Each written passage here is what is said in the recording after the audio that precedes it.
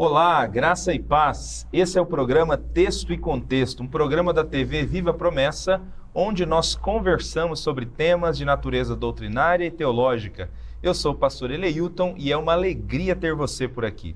Nós temos conversado nesta temporada do programa Texto e Contexto sobre o livro do Apocalipse.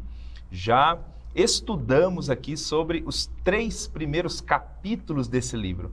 Caso você tenha perdido algum desses programas, eu convido você a acessar a playlist do programa Texto e Contexto no YouTube.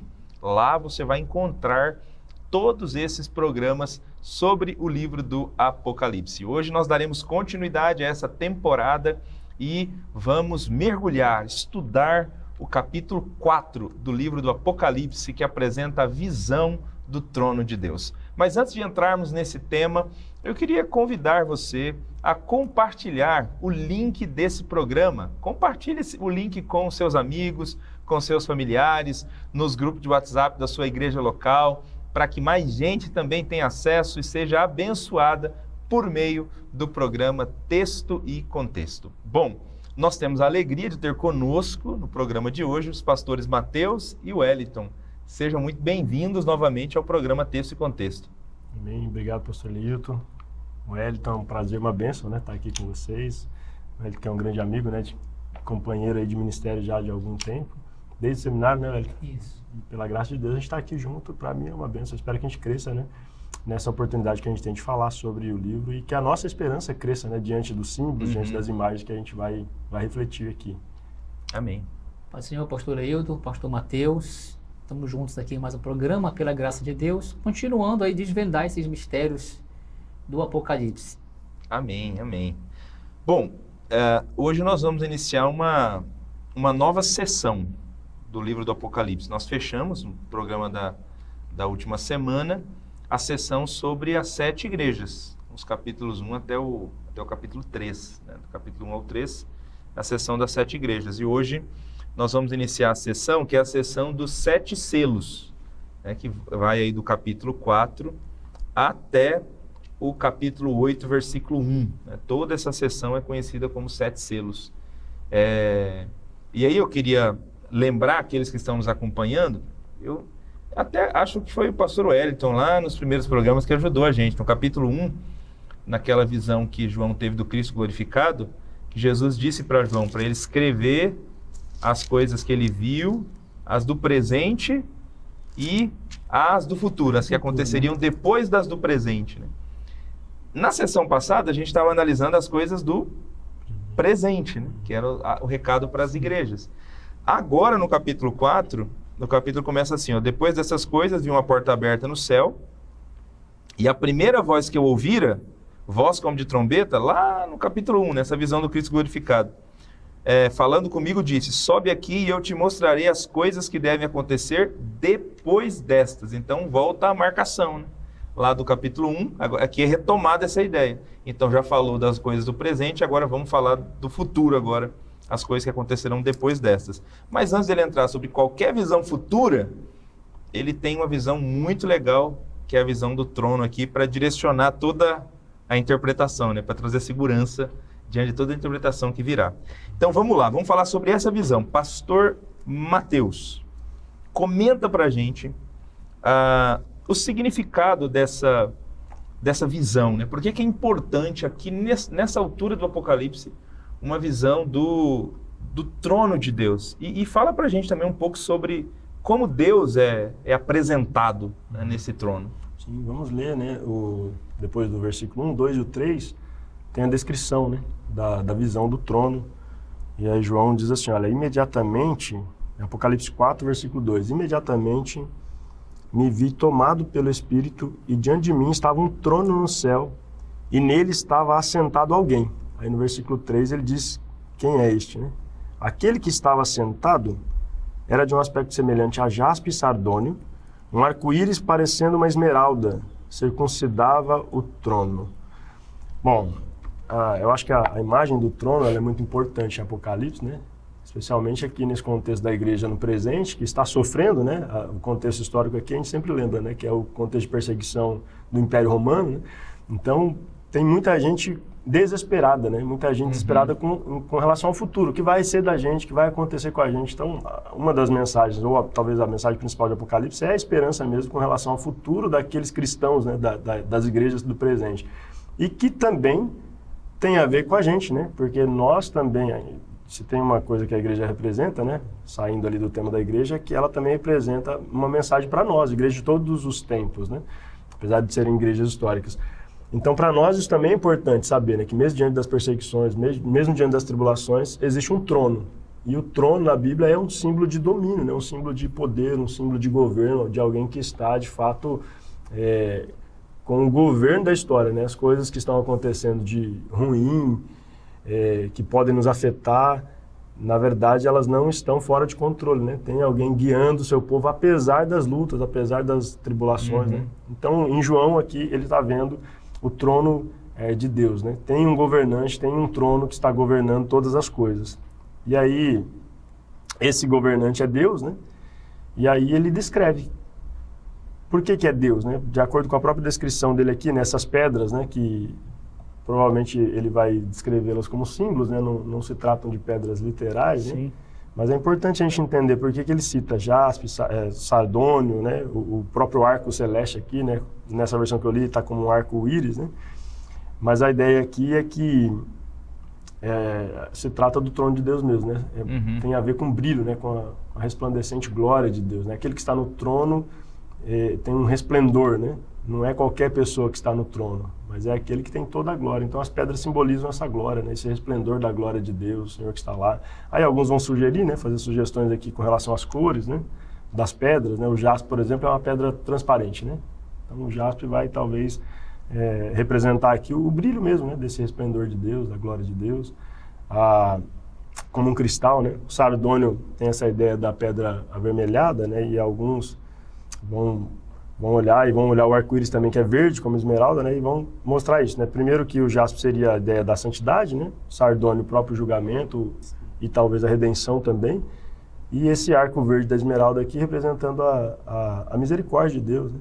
Eu acho que para transmitir mesmo essa ideia de esperança, né? Tem um Deus que é grande, tem uma grande glória, um grande resplendor, mas que ainda olha para o seu povo, né? Ele está julgando os maus e está redimindo aqueles que se arrependem. Ele tem misericórdia, né? Daqueles que são pecadores, que merecem a morte, mas na verdade, pela graça de Jesus, podem ser alcançados, né? Mas não dá para ter certeza se é isso que João quer transmitir, né?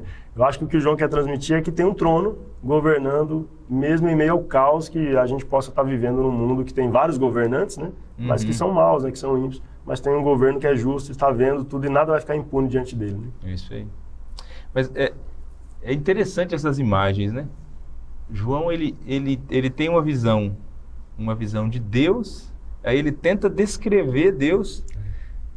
Acho que é tão difícil tentar descrever Deus que ele prefere usar essa imagem de pedra preciosa, né? Então, o que eu vi, ele parece... A aparência dele era do jaspe e do sardônio, né? Então, branco e vermelho, né? O cristal aqui, límpido, transparente, e o vermelho, né? E... Eu fiquei tentando imaginar essa outra coisa, essa outra descrição aqui. Ao redor do trono, o arco, né? Ao redor do trono, o arco, meio em tons de esmeralda, né? De verde. Não tem como a gente olhar, de fato, falar do arco e esquecer a promessa lá de trás, né? De Deus, né? Que Deus não destruiria mais a terra com água nesse arco. Aí era para mostrar que ele está em aliança com o seu povo, que ele cumpre o que diz, né? Então é interessante, né? Tentar imaginar essa cena que João descreve, né? É o Deus que controla tudo, né? Realmente isso é muito importante para tudo que vem na sequência do livro do Apocalipse, né? Quem está revelando, de fato, dirige a história, controla a história, né? E é poderoso. Pois é, mas, pastor Wellington, na sequência aqui do Apocalipse, João ainda está tentando montar para a gente o cenário de como é essa corte celestial, né, de como é esse lugar onde Deus está. E ele fala de 24 anciãos, né, 24 anciãos, no versículo 4. Existem várias interpretações sobre os 24 anciãos, né, o que poderia significar. Eu queria que você comentasse para a gente como que nós, promessistas, interpretamos essa imagem dos 24 anciãos. O verso 4 diz aqui, né, que ao redor do trono haviam outros tronos, não é isso? Que eram 24 tronos. 24 tronos. 24 anciãos que estavam sentados nesses tronos. Então, João, ele falou sobre aquele que estava no trono e agora vai falar o que estava ao redor do trono, né? E diante do trono, de certa forma. E ele diz que haviam outros 24 tronos com 24 anciãos, ou anciães, né? Sentados nesses tronos. Diz que eles a descrição deles é que estavam com as vestes brancas e tinham nas suas cabeças coroas de ouro. Essa é a descrição que João dá desses 24 anciãos. A grande pergunta é quem eram eles, né? Bom, nós entendemos que existem algumas interpretações com relação a esses 24 anciãos. Uma boa parte das pessoas, há quem diga que esses 24 representam a totalidade dos redimidos, tanto da antiga aliança quanto da nova aliança. Inclusive como eu gosto da questão do número, né? Em Apocalipse, 12 seriam os 12 cabeças das tribos de Israel do Antigo Testamento, 12 representantes, e os 12 apóstolos na nova aliança. Portanto, 24, né? Dá 24 personagens importantes da história da Antiga e do Novo Testamento. Então, alguns vão dizer que são essas pessoas, né? Que estão lá, né? Que representam eles. Enfim, tem essa interpretação que eles já significam os que foram redimidos, né? Já foram salvos, já adentraram o céu, já estão lá, né? Os apóstolos, os principais líderes das tribos de Israel. Essa é uma interpretação, mas nós não cremos nessa interpretação. Os promessistas não creem que esses 24 anciãos sejam redimidos, por mais que fossem os apóstolos ou grandes nomes das tribos de Israel. Nós não cremos que exista uma parcela de salvos já lá, desfrutando da bem-aventurança, como alguns dizem, né? Não cremos assim porque, vamos pegar aqui a Bíblia pela Bíblia, né? No capítulo 5, que é o capítulo seguinte, vai mostrar esses mesmos 24 anciãos aqui, tendo em suas mãos taças de incensos com as orações dos santos, nos versos 8. 5, verso 8. Então, se de fato, se eles fossem esses redimidos, nós iríamos ter que concordar que eles estão ali fazendo um papel de mediação, né? De mediador entre o povo que está aqui agora, que ainda não adentrou o céu, e Deus que já está lá. Para nós, essa interpretação é complicada, né? Porque nós cremos que só há um mediador, que é Jesus Cristo. E no capítulo 7, no versículo 13 de Apocalipse, mostra que um desses anciãos aí vai dar uma interpretação para o João vidente. Então, olha só a responsabilidade, né? No capítulo 5, no verso 5, um desses 24 anciãos vai consolar João, né? Porque está triste, o que está tendo as visões. Então, esses 24 anciãos aqui, no nosso entendimento, não tem como identificá-los como um símbolo da igreja redimida, os salvos, alguns que já estejam lá, porque eles têm funções muito importantes. E eles simbolizam, na realidade, anjos, seres angelicais, né? Que estão ali a serviço de Deus. Tanto é que João vê muitos anjos nessas visões, né? Um anjo falou comigo, abriu-se a porta e uma voz me chamou para cá, de repente ouviu a voz de um grande anjo, um anjo trouxe para mim, um anjo falou, um anjo me explicou. Então os anjos estão sempre ali, nessas visões apocalípticas, auxiliando João no entendimento. Então nós entendemos que esses 24 anciãos aqui são isso, são como esses 4 seres, que também o Mateus já falou sobre os 4 seres, né, que estão ali também diante do trono de Deus. Tem esses 24 anciãos, tanto os 4 seres, que representam também anjos, como esses 24 anciãos, são seres angelicais, mas, claro, são seres angelicais de uma categoria elevada, né? Eles estão ali diante de Deus, assistem diante de Deus. Quem nunca ouviu o anjo Gabriel, né, dizer assim, eu sou Gabriel que assisto diante de Deus? Então assim, existe sim anjos de graduação, né, de alguma hierarquia, existe hierarquia entre os anjos, e esses 24 anciãos aqui são alguns desses anjos de categoria elevada que estão a serviço de Deus e que agora, nesse momento, estão lá adorando a Deus, né? que daqui a pouco a gente vai ver o que eles fazem, né? Estão constantemente dia e noite adorando a Deus. E vai combinar exatamente com descrições e com outras visões de outros profetas na Bíblia que veem anjos que estão constantemente diante de Deus e adorando a Deus. Muito bom. Uma outra questão também que é curiosa, se realmente esses 24 anciãos fossem os 12 patriarcas mais os 12 apóstolos, quem está tendo a visão é João, né? Olha aí. E João é um dos 12 apóstolos, né? Está se vendo. Então, ou ele está se vendo no futuro, ou então tem alguma cadeira vaga lá. Interessante. Porque não era para ter os 24, era para ter só 23. Né? Verdade. Mas, enfim, é melhor entender que é anjo mesmo, né? Nessa mesma linha, pastor Mateus, enfim, há mais alguma razão adicional para a gente fechar mesmo essa interpretação de que são anjos mesmo os 24 anciãos e não seres humanos? Sim, há algumas razões. Eu acho que uma delas, por exemplo, é a própria distinção que estes seres fazem, né, da igreja, né? Porque se eles representam a igreja, eles têm que estar junto, né? Mas aí os anjos, se a gente olhar, por exemplo, Apocalipse 19, 1 a 4, a gente tem uma clara distinção ali, né? Os anjos aparecem de novo, né? A gente está interpretando como anjos, né? Os 24 anciãos. Mas há uma grande multidão, né? Que vem e que não está junto, né? Ou esses não estão juntos. Então, se a gente for crer assim, a gente precisa entender que parte da igreja já está lá, inclusive adorando a Deus, né? E não parece haver respaldo bíblico para essa interpretação, né? De que os evangelhos, tanto os 24, as tribos, né? Os 12 patriarcas, como os apóstolos estejam ali adorando a Deus de alguma forma, né? Então, Apocalipse 5 mesmo, se a gente continuar na própria sequência aqui, ele vai mostrar para a gente aqui no versículo 9 e 10, diz assim o texto, né? Ele está continuando a descrição aqui, né? Eles estavam cantando um novo cântico, aí no 10 ele diz assim, tu constituíste reino e sacerdote para o nosso Deus, e eles reinarão sobre a terra.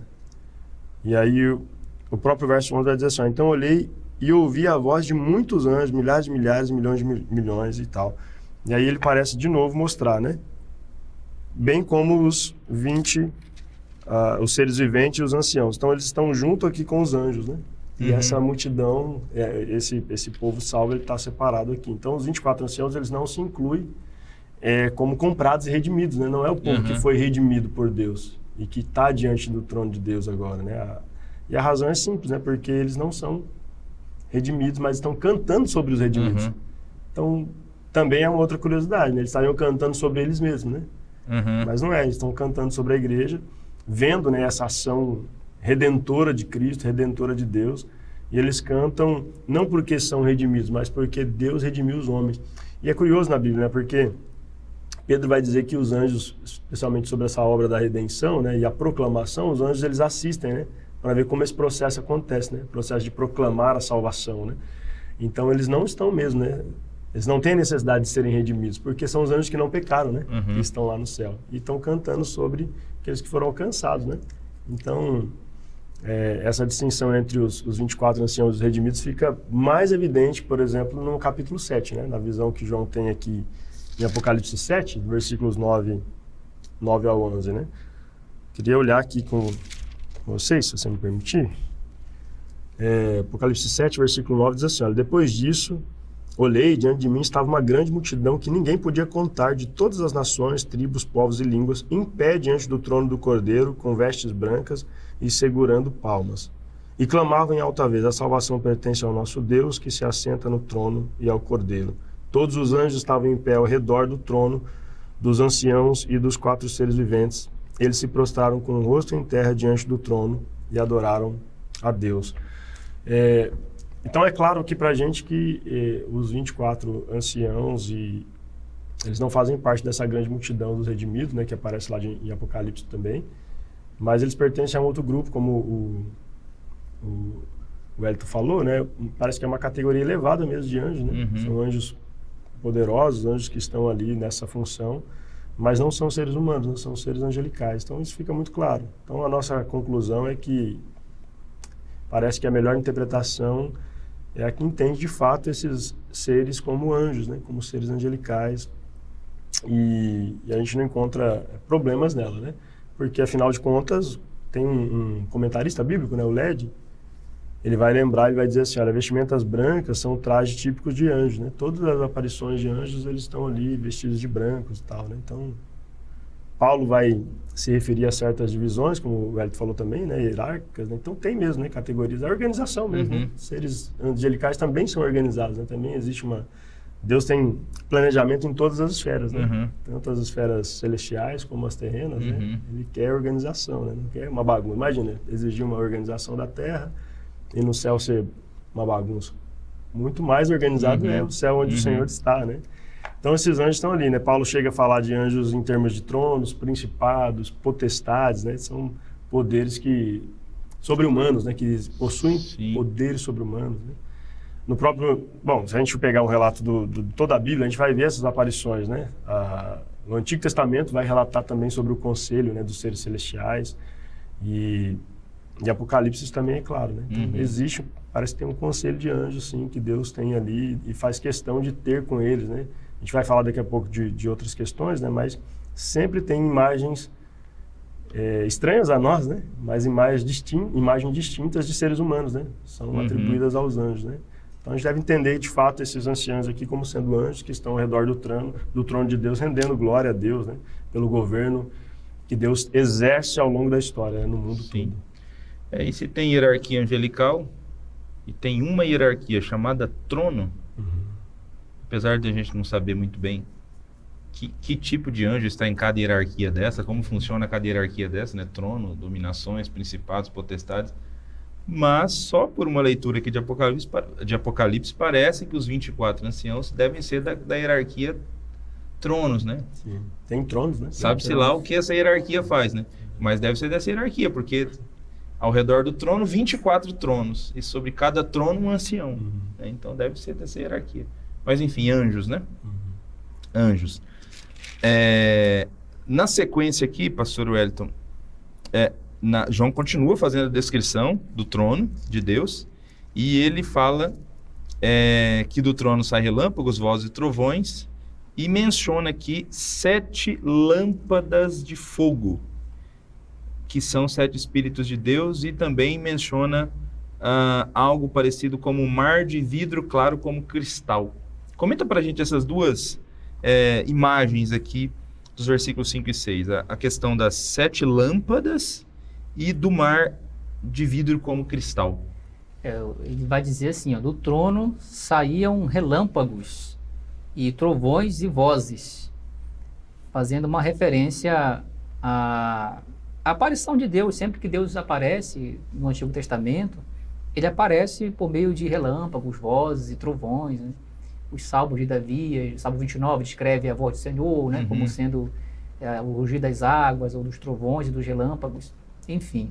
Então, essa é uma descrição normal já de Deus, sempre quando ele se manifesta com autoridade e poder, e faz uma lembrança lá de Êxodo 19, no contexto do Monte Sinai, quando Deus vai aparecer lá para entregar os 10 mandamentos para a nação de Israel, e eles veem o monte tremer, o fogo, saraiva, a voz de Deus soando, né? Então tem é uma descrição da aparição de Deus, da sua autoridade, da sua majestade. João está vendo ali Deus com todo o seu poder, sua potência. Além disso, ele vê aqui também, né, que do trono de Deus haviam 7 lâmpadas que ardiam, acesas. E ele diz, as quais são os 7 Espíritos de Deus.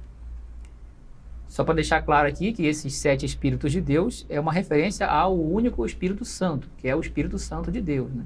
Não são 7 Espíritos no plural, mas só há um Espírito, que é o Espírito de Deus. São 7 lâmpadas, simboliza, portanto, o Espírito Santo nos seus múltiplos símbolos, né? Nós já estudamos sobre os símbolos do Espírito Santo, são vários, né? Água, fogo, tantos símbolos, né? Se eu não me engano, são 7, né? Então, e tem a ver faz uma referência ao Espírito Santo, ao seu poder purificador, né? De prescrutador, né? Está aceso, está sempre aceso, de saber, enxergar e ver todas as coisas. Essa é a descrição aqui das 7 lâmpadas, que significa o Espírito de Deus. Engraçado que nessa visão, né, Deus está no trono, né? Ele vê o Espírito Santo por meio desses 7 Espíritos, que são as 7 lâmpadas, que representam o Espírito Santo.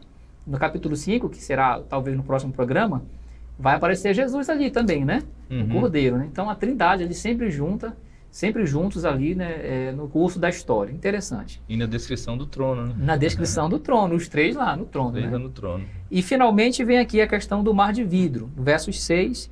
Ele diz assim, no grego, no texto no grego, né, ele fala que, não é que ele diz que existia um mar de vidro embaixo do trono, algo semelhante ao mar de vidro. É o que João vai, como o Mateus falou agora há pouco, né? Ele procura descrever com algo que é conhecido, né? As pedras preciosas, né? Agora que ele vai falar sobre o mar de vidro. O vidro, na antiguidade, por exemplo, tem uma passagem de Jó que ele vai citar que o vidro era algo precioso como o ouro. Dependendo da transparência do vidro, era considerado uma coisa preciosa mesmo, né? Como se fosse uma pedra preciosa. Então, assim, o mar de vidro aqui, que João está vendo, que está no trono de Deus, né? Tem esse significado de que é algo indescritível. Por isso que ele vai dizer, olha, eu consigo descrever assim, é como se fosse um mar de vidro. E tudo isso é uma descrição da majestade translúcida de Deus, do seu fulgor reluzente, transparente, aquela... Eu fico imaginando a cena, né? O trono de Deus sob um mar de vidro, o que parece ser um mar de vidro, né? Uma coisa completamente ali, uma descrição semelhante, o arco-íris, as pedras preciosas, o brilho. Essa descrição é algo assim indescritível, né? Então ele consegue falar dessa forma. Engraçado que há um estudioso que cita que no trono de Salomão, antigamente, havia um piso especial formado por algumas pedras preciosas que eram transparentes como vidro, né? E que quando a rainha de Sabá visitou lá o templo, a casa de Salomão, ela levantou o vestido porque achava que ia pisar na água, né? No mar, né? Mas era um piso feito com pedras preciosas, né? Que eram coisas que só reis com grande autoridade, com grande riqueza, como foi Salomão, dos mais ricos que existiu, eram capazes de fazer. Então aqui é uma descrição assim semelhante a isso, algo assim que remete à majestade de um rei, a uma coisa muito reluzente, muito majestosa, algo de fato de que Deus está ali, né? No seu trono, e dá essa ideia de que Deus tem todo o poder, né? Ele é um verdadeiro rei, é um verdadeiro governante. Passa uma mensagem de que ele governa todo o universo, o mundo inteiro está diante dele, né? Tem um outro detalhe, um comentário que alguém faz, é que também esse mar também simboliza essa coisa ainda não alcançada por nós mortais. Embora João tenha visto uma porta aberta no céu, convidado a entrar lá no céu, ele está muito distante ainda, né, dessa realidade. Ele olha e tem um mar, a extremidade do mar é muito longa, né? E o trono de Deus está bem no centro do mar, demonstrando assim o esplendor, a grandeza do reino de Deus, é algo tão grande e infinito. E João tem esse vislumbre, né? João ainda não está lá, propriamente dito. Quem está lá é o Cordeiro, é o Espírito Santo, é o próprio Deus e aqueles seres angelicais que estão lá, né? O homem mortal ainda não adentrou nesse lugar, mas já é um vislumbre para o que nós viveremos, né? Já é uma promessa, já soa como uma promessa para o que Deus está reservando para nós. Legal. Você falou das 7 lâmpadas, eu me lembrei aqui de quando Deus pediu para Moisés construir o tabernáculo. E é engraçado, né? No tabernáculo terreno, que simbolizava no Antigo Testamento o lugar onde Deus habitava, a presença de Deus, você tinha ali o lugar santíssimo, e na antessala, né, que era o lugar santo, que ficava muito pertinho da cortina, nesse lado aqui tinha um candelabro, né, também. Tinha um candeeiro que... O candelabro tem 7 lâmpadas. Né? Então, de alguma maneira, é parecido com essa visão que João tem do trono do próprio Deus no céu também. Né? Essas 7 lâmpadas ali, esse símbolo do Espírito, né, presente ali também no trono. Parece que João está querendo comunicar para os seus leitores essa imagem mesmo, né? Que não é desconhecida, né? Sim, sim. Então, até tem a ideia, né, de que o Apocalipse ele é codificado, né? Para não ser interpretado pelos inimigos, né? Então, parece que são códigos, mas que são fáceis de interpretar para quem está lendo, né? Exatamente, para os cristãos. Né? Então, os cristãos estão entendendo, estão fazendo essa leitura e estão pensando mesmo, né, no templo, né, no tabernáculo, nessa imagem de que Deus não os abandonou à própria sorte, né? É isso. Pastor Mateus, mas tem um último elemento aí nessa descrição que João está fazendo do trono.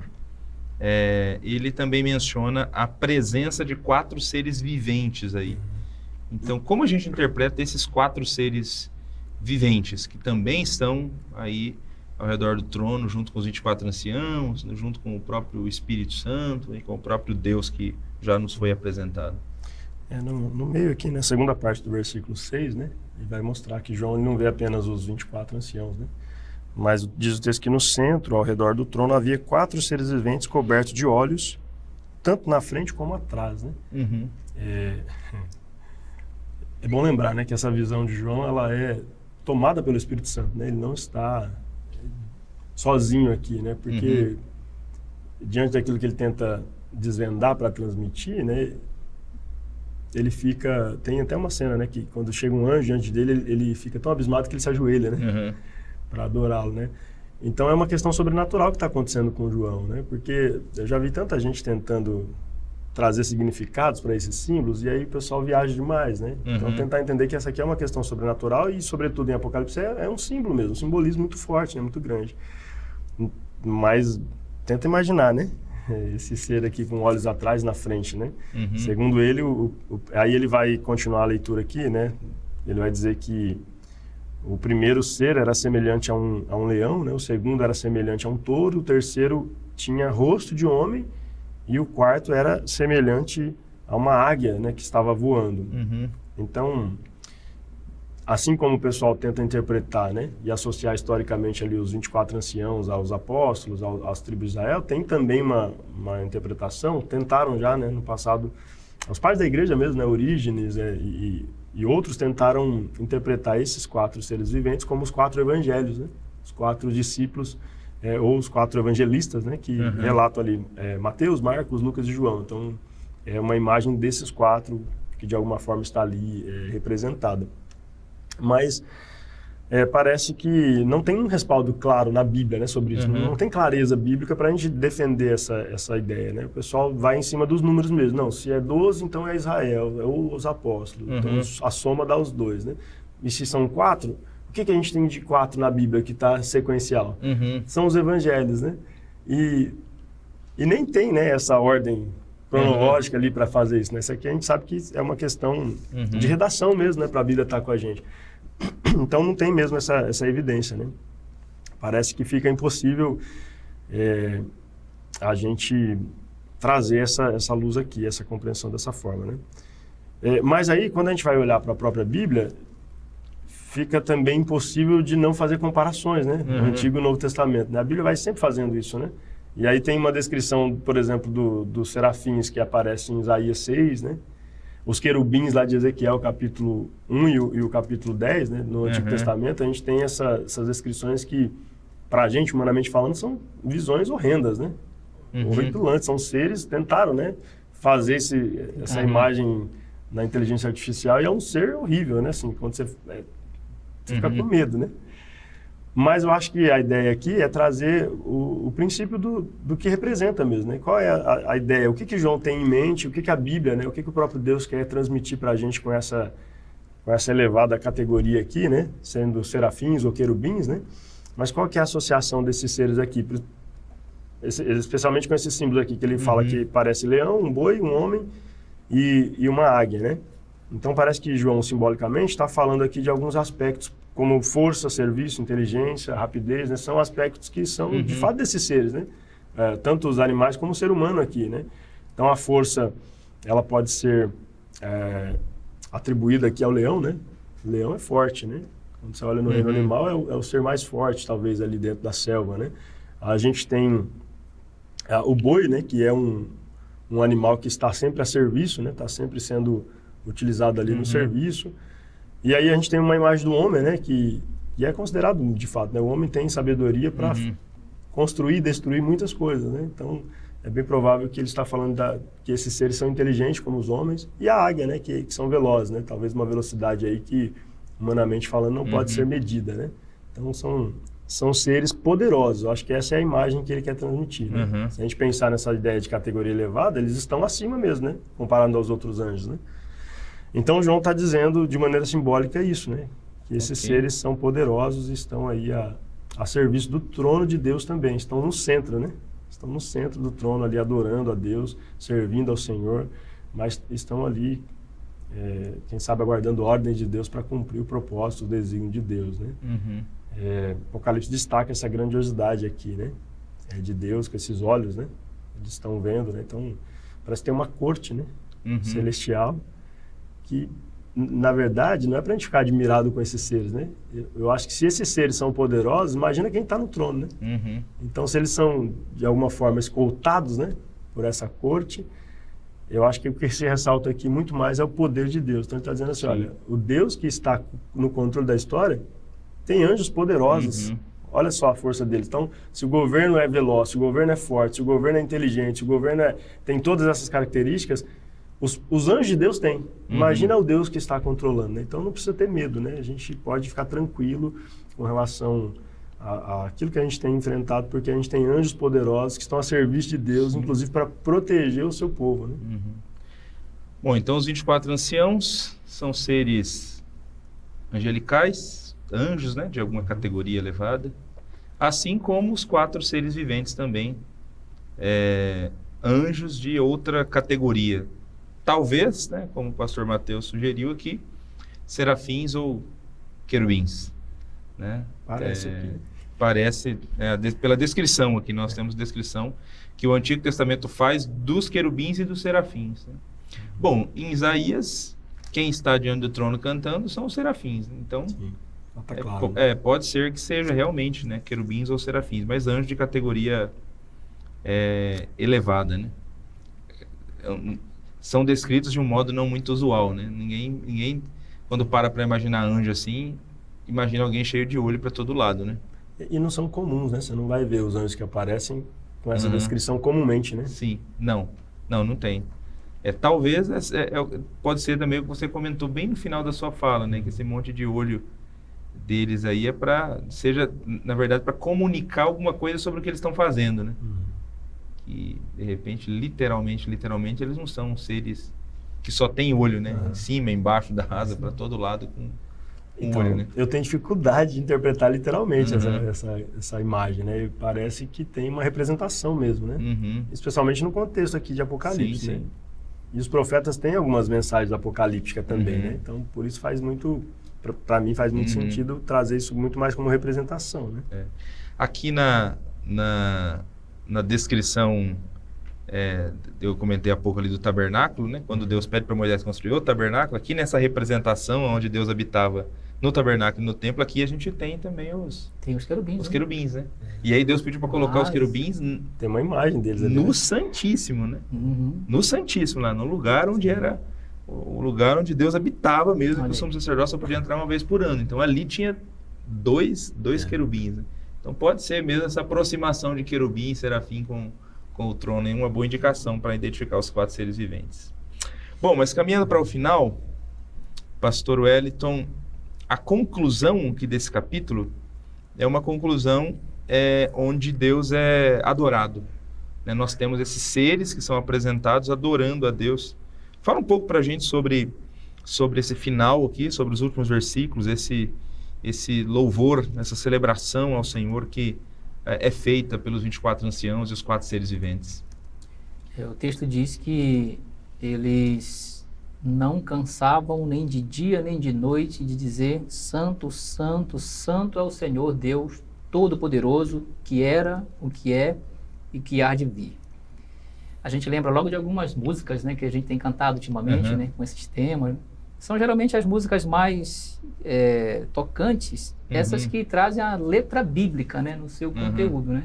É mais difícil de errar numa letra teologicamente se você tira da Bíblia quase Uhum. toda, né? Então, de fato, imagina eles cantando esse hino, essa exaltação, essa adoração a Deus, né? Então, de dia e de noite não cessam de dizer, de adorar a Deus. Eu imagino então que Deus criou o mundo e todo o universo. De certa forma, não existe nenhum momento, nenhum segundo que Deus não esteja sendo adorado, né? Nós podemos estar dormindo à noite, mas Deus está sendo adorado por alguém, né? Pelos seus anjos. Aí vai Salmo 150, né? tudo que tem vida louva ao Senhor. Salmo 148, toda a criação, tudo que Deus criou, louva ao Senhor. Aí vai falar a baleia, vai falar tudo lá mesmo, os anjos, né? Reis, moços, crianças, tudo louve ao Senhor. É impressionante, né? O ser humano foi criado para isso, os anjos também existem também para isso. E a gente fica aqui só pensando como adorar a Deus de perto, né? Porque eles estão adorando a Deus de perto, estão lá diante do trono, com toda a reverência, adorando a Deus, jogando as suas coroas. É uma cena muito bonita, indescritível. E depois de ter visto essa visão extraordinária, desses detalhes antropomórficos aí, né? Do brilho, das pedras preciosas, tudo isso e aqueles seres adorando a Deus, então é uma descrição maravilhosa e é do que a gente vai viver, né? O Mateus fala aí sobre a questão do símbolo, né? Sobre a questão da literalidade ou não. Eu já conversei muito com os meus filhos sobre esses temas, eu gosto de conversar com eles essas coisas, né? As ruas de cristal, essas pedras que aparecem aqui, né? Jaspe, esmeralda, tudo houve uma representatividade literal também lá no Antigo Testamento, né? Na estola sacerdotal tinha uma pedra de jaspe, tinha uma pedra de esmeralda, né? E imagina que coisa rica e preciosa, né? Diz que ao redor do Éden havia terras, né? Que tinha berilo, que tinha jaspe, pedras preciosas, né? Antes do pecado. Então, assim, parece que essa visão do trono de Deus, eu também sigo nessa linha, um símbolo ali de que Deus vai restaurar todas as coisas como no princípio, como antes do pecado, né? E existe essa preciosidade toda de uma terra perfeita antes da... Agora o pecado entrou na história da humanidade, a gente já não enxerga tanta beleza no mundo como no princípio, né? Mas essa descrição de Deus aqui, com o arco, que tem um símbolo da criação, né? Com os seres adorando, que são criados, mas que adoram, com essas pedras preciosas, que no princípio, antes do pecado, a terra era cheia disso. E então a gente fica nos remetendo a isso, né? A esse estado restaurado, a vida, a nova vida, o novo céu, a nova terra, essa nossa nova posição diante de Deus também. A Bíblia diz que seremos como os anjos, né? Estaremos também de pé diante de Deus, né? E também adoraremos ao Senhor na beleza da sua santidade. Então, esses detalhes dessa visão de João, eles aquecem o nosso coração e nos dá, assim, essa projeção do que virá, do que será, de fato, algo muito glorioso. Amém. Para a gente orar, então, pastor Mateus, o último versículo, né? Vou fazer questão de ler aqui o último versículo do capítulo 4, que os 24 anciãos adoram dizendo: Nosso Senhor e nosso Deus, Tu és digno de receber a glória, a honra e o poder, porque Tu criaste todas as coisas e por Tua vontade elas existiram e foram criadas. Amém? Amém. Ora aí por nós e por todos aqueles que acompanharam o programa até aqui. Amém. Em nome de Jesus. Vamos orar. Senhor, nosso Deus e Pai, nós terminamos este programa, Senhor, adorando ao Teu nome. Tu és digno de toda a honra e toda a glória. A Ti, Senhor, pertence o louvor. Tu és o nosso Rei, o nosso Deus, o nosso Salvador, e nós não vivemos, Senhor, a não ser para adorar o Teu nome. Glórias a Ti, Senhor. Por isso, ó Pai, nos conduz em adoração. Todos aqueles que estão passando por lutas, por tribulações e estão participando aqui com a gente e vendo como é grande a Sua glória. A Sua glória é refulgente, Senhor. Não há nada que se compara com o Seu poder e com a Sua soberania. Por isso nós Te exaltamos, meu Deus. E a despeito das nossas lutas, dos nossos temores, dos nossos medos, Senhor, nós queremos nos aproximar de Ti pela Tua graça, pelo sangue de Jesus, para adorar o Teu nome, Senhor, junto com os Teus anjos. Queremos, Senhor, que a nossa voz chegue até o Senhor como um sacrifício agradável a Ti, Senhor. Que o Senhor receba a nossa adoração. Então nos conduza, Senhor, nos dê força para mesmo diante das lutas nós permanecermos firmes em Ti, cumprindo o propósito da nossa criação, que é louvar e glorificar o Teu nome, a Sua graça, para a glória de Jesus. É o nosso pedido, meu Deus, fica conosco, nos fortaleça e nos abençoe. Amém. Em nome do Senhor Jesus. Amém. E amém. Amém. Amém. Obrigado, meus irmãos, mais uma vez. Obrigado a você que nos acompanhou até aqui. Nós estamos chegando ao final de mais um programa Texto e Contexto, onde nós estamos estudando o livro do Apocalipse. Hoje estudamos sobre o capítulo 4. Na próxima semana estaremos juntos aqui falando sobre o capítulo 5, a visão do livro bem selado com 7 selos que João vai nos apresentar nesse capítulo. Então não perca esse programa, eu aguardo você no programa da próxima semana e faço aqui mais um lembrete, se você ainda não adquiriu, adquirir a sua próxima lição, a lição da próxima série, que diz respeito à doutrina das últimas coisas, questões inquietantes sobre o futuro. Nós estaremos estudando nessa nova série de lições sobre o que a Bíblia Sagrada tem a nos dizer em relação ao final dos tempos. Então, participe, engaje-se também nesse estudo, junto com esse estudo que estamos fazendo aqui no Texto e Contexto do livro do Apocalipse, vai dar para ter essa noção completa, a noção do quadro completo da redenção. Deus abençoe a sua vida. Até a próxima semana, no nome de Cristo.